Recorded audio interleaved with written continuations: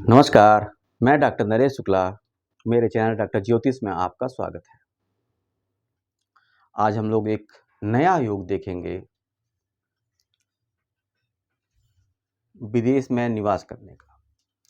बहुत से बच्चे जाते हैं, विदेश जाते हैं, पढ़ लिख कर पैसा कमाते हैं और कुछ लोग वहीं पर बस जाते हैं।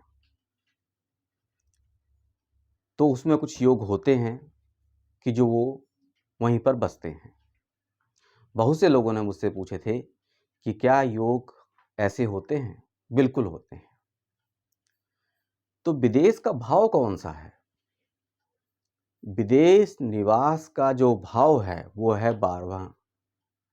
12वां भाव खतरनाक है, अच्छा भी है। विदेश में निवास का है ये, विदेश जाने का नहीं है, विदेश निवास का।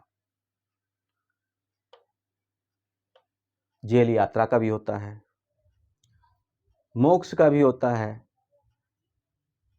बेड प्लेजर का भी होता है। तो 12वां भाव विदेश में निवास करने का भी होता है। अब इनमें क्या क्या होना चाहिए, किन किन भावों को शामिल होना चाहिए कि आदमी विदेश में निवास करने के लिए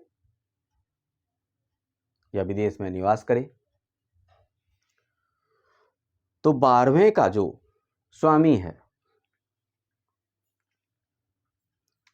हमारे पास चंद्रमा है।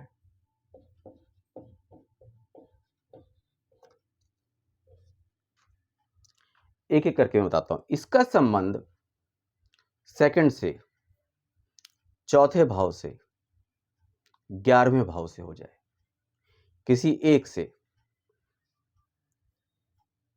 चंद्रमा का संबंध सेकंड से,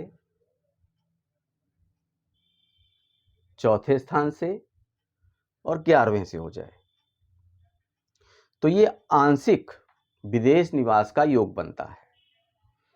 पूर्ण कब बनता है? उसमें 12वें भाव का स्वामी भी शामिल होना चाहिए और लग्न का स्वामी भी शामिल होना चाहिए। अगर लग्न का स्वामी 12वें स्थान से या द्वादश से संबंधित हो गया तो विदेश में निवास करने का योग बन गया। यानी 3 चीजें: 12वें का स्वामी, 12वां स्थान, सेकंड स्थान इसका स्वामी, या चौथा स्थान इसका स्वामी, या 11वां स्थान इसका स्वामी। तो मान लिया हमारे पास जो द्वादश है, मान लिया यहां बैठ जाए,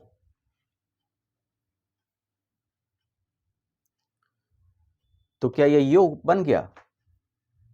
नहीं, अभी योग नहीं बना है।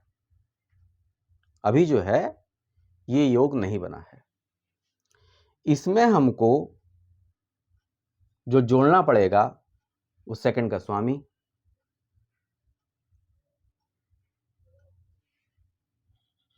बुध को कर दिया मैंने।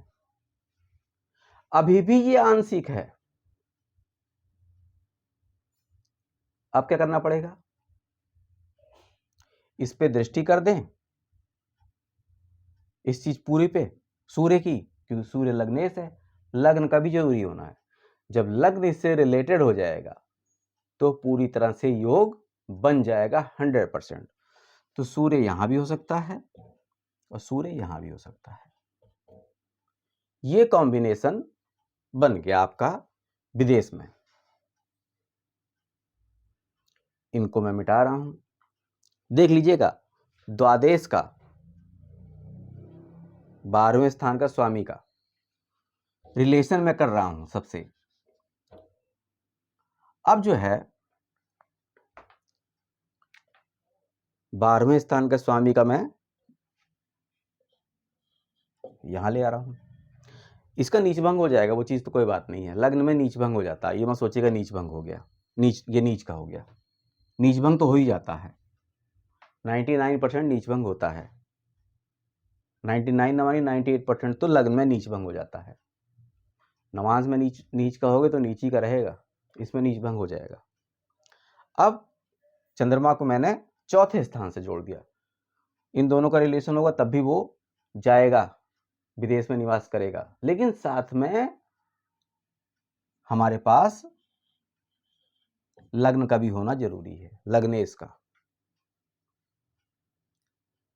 ये कॉम्बिनेशन बन गया। तीसरा कॉम्बिनेशन विदेश में निवास का 11वें से मैं करने जा रहा हूं।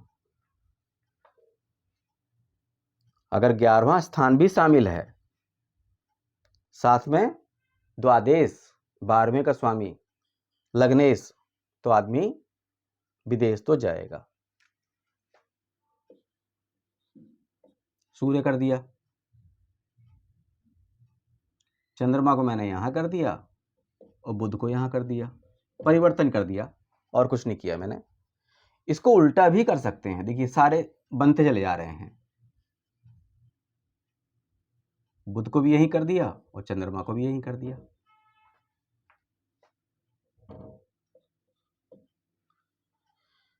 यानी जो 3 स्थान हैं, सेकंड, चौथा और 11वां, इनका रिलेशन अगर 12वें से हो जाएगा तो 50% विदेश निवास के और उसमें लग्न शामिल हो गया। आप अपने में देखिए लग्न कौन है, 12वें का स्वामी कौन है, सेकंड का, चौथे का, तीसरे का, इनसे आप रिलेशन बनाइएगा। ये चीजें थी जो विदेश में निवास कराती हैं। आदमी विदेश में चला जाता है, वहीं पर रहता है, पैसा कमाने के लिए जाता है और वहीं पर निवास करने लगता है। तो बहुत से लोगों की क्वेरी थी कि विदेश में निवास करने के कौन कौन से, क्योंकि बहुत लोगों के बच्चे जाते हैं वहीं पर निवास करने लगते हैं। तो ये योग थे जो विदेश में निवास करने के योग थे। तो इसी के साथ मुझको विदा दीजिए। चैनल को ज़्यादा से ज़्यादा सब्सक्राइब करिए, जो भी आपके कमेंट हैं उनको लिखिए, पूछिए, वीडियो को ज़्यादा से ज़्यादा लाइक करिए। सर्दियों के दिन अपनी सेहत का ध्यान रखिए। नमस्कार।